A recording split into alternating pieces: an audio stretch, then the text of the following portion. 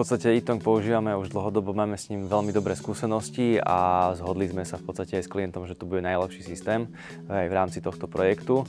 A je to z hľadiska aj rýchlosti výstavby. Výhoda Xela riešení a Ytongu je to, že v podstate minimálne odpady a je to fakt, že výborný komplexný systém.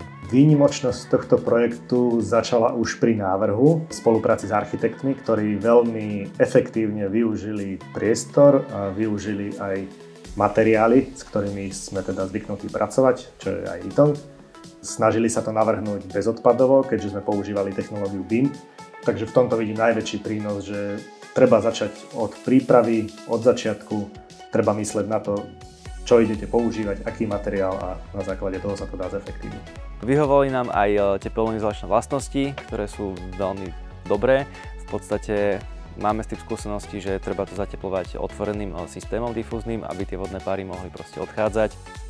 Ten Ytong vie spraviť tú klímu a tú pohodu tak, že nebude potrebné nejaké klimatizácie dodatočné, nemusíme nejaké extra chladenie používať v tom dome. A samotný príklad máme tuto na Diamantovej, kde v teplotách 35-40 stupňov vedia ľudia vojsť do domu, kde je 22 stupňov bez nejakej klimatizácie, nejakej technológie. Používame komplexný systém, v podstate aj stropné nosníky a vložky, tým pádom celý dom môže byť spracovaný od Ytongu. Použili sme napríklad už aj na jednom rodinnom dome šikmú strechu, ktorá bola spravená od Ytongu. Pre Ytong sme sa rozhodli na základe odporúčania od našich pracovníkov. Sme zástancovia toho, že oni musia byť spokojní s tým materiálom, s ktorým pracujú. Vtedy sa tá efektivita ich práce odzrkadlí na tom čase a na tej rýchlosti.